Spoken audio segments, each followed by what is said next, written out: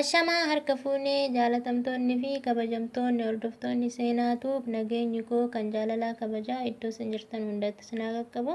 Haadillee viidiyoo biraatiin isin deebi'ee jira. Viidiyoo adda qabadhee isin deebi'an mootuyyuu gaafii isin gaafattan irratti hundaa'e jechuudha. Namoonni tokko tokko komentii jalatti gaafii na gaafattanii yeroo ani viidiyoo biraa gadhiisu jechuudha.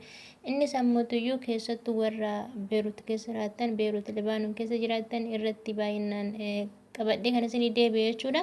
Gara viidiyoo keenyaatti osoo hin taane dura warri chaanaalii kanaaf haarawaa taatan subscribe gochuudhaan gara maatii keenyatti dabalamaan isin jedha. Akkasuma mallattoo notification duratti isin dhuftu san yeroo tokko irratti gattuutaan viidiyoo ni gadhiisu yeroo hundaa akkasiin qaqqabu taasisaan isin jedha. Viidiyoon adda qabadhee isin deebi'e akkuma isin jedha warroota Beerut keessa jiraatanii warra biyya Arabaa kamirra jiraatan gorsarraa fudhattan garuu rakkinni kan jiru biyya tana keessa waan ta'eef sanirraan ka'ee samoonii akkuma beektan haga ji'a lama ciqiciqitu jira, rabshaa garagaraatu jira, rakkoon baay'ee as keessatti uumamee jira. Hiriirarra turanii manni barumsaa marti cufamee, yuunivarsiitiin cufamee, baankiinis ji'a tokkoof cufamee ture.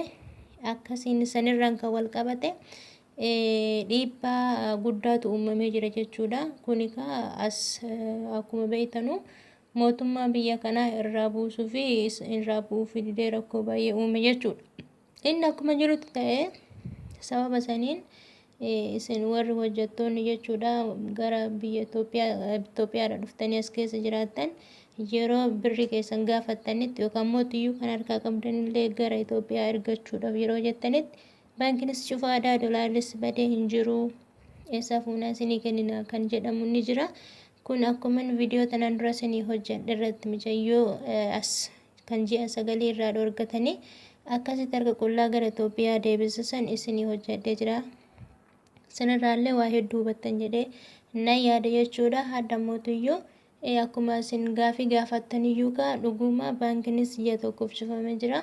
Amma mootiyyuu baname birrillee kan harka qabdan gara Itoophiyaa gara biyya keessanii ergachuu ni dandeessanii. Kana mootiyyuu isaan biraa qabdanillee birrii keessan sodaa tokko malee yookaan mootiyyuu gara laafinsa ija laafinsa osoo hin taane sodaa tokko malee birrii keessan gaafattanii irraa akka fudhattaniin isinii qabadhee dhufe jechuudha. Viidiyoo kana ani kan ji'a lamaan biraa qaba. Ganaman gaafadhe jechuudha. Birrii nan barbaadan jedheeni ani harkumatti hin qabee jiras birrii hin ergine nan gaafadhe. Gaafannaan doolaarri hin jiru badee baay'ee waddade minamina naan jedhani jennaan dhibbaan dhibbatti yookaan kan hin argamu yoo ta'e akkamitti as keessa hojjechuu hin danda'ama doolaara malee jennaan gara Itoophiyaa deebi'uudhaan jedhee ani tanuma takkiitti afaan matana takkanitti dubbadhe saniin allee ittiin dubbanne isa dhugaa rabbiiti jechuudha. Ani ganama akkas jedheeni sa'aatii booda yeroo misaadhaaf dhufu naa fidee dhufe jechuudha namichoonni. Yeroo sanitti tokko tokko yeroo baankii dhaqan hunda haa kennuufi baatan haga isaan barbaadan haa kennuufi baatan malee rakkoon akkuma jirutti ta'e ni kennaniif hanga tokko doolaara 600 ta'e 700 akkas ni kennaniifi kanaafiyyuu baankiilee kunoo dhaqanii baasaa jiranii jechuudha. Yeroo samoona kana jechuudha baasaa jiranii kan namoonni nama bira jiru yookaan warra bira jiraadhu kunniin marti isaaniitu hojjettoota waan ta'eef marti isaaniitiyyuu baankii deemna jedhanii yeroo isaan kaan yookaan qabatanii deeman nan arga waan ta'eef samoona kana hundi isaaniitiyyuu baankii deemanii birrii akka baasatan doolaara akka baasatan jechuudha. Hanga isaan gaafatanillee argachuu baatan hanga ta'e garuu ni kennaniif jechuudha. Doolaarri dhabamuunis baduunis baankiin cufamuunis inni dhugaadha jechuudha. Kunoo akkuma argitan kana jechuudha.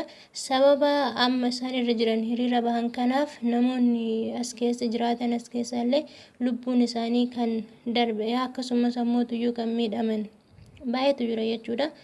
Keessattuu kan baay'ee nama garramu namicha tokko jechuudha.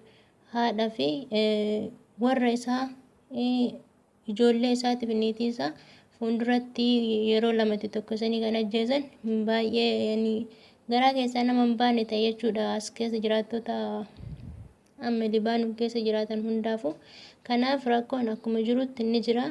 Garuu keessattuu mootiyyuu dhaamsu kun warra ala keessa hojjettaniif baay'ee rakkisaadha. Birrii keessan irra deddeebitanii gaafatanii fudhachuu qabdan jechuudha. Assamoona kanatti of fuuldura wanni ta'amu nu hundi keenyayyuu hin beeknu, isaanis hin beekan. Homaa wanni isaan beekan hin jiru.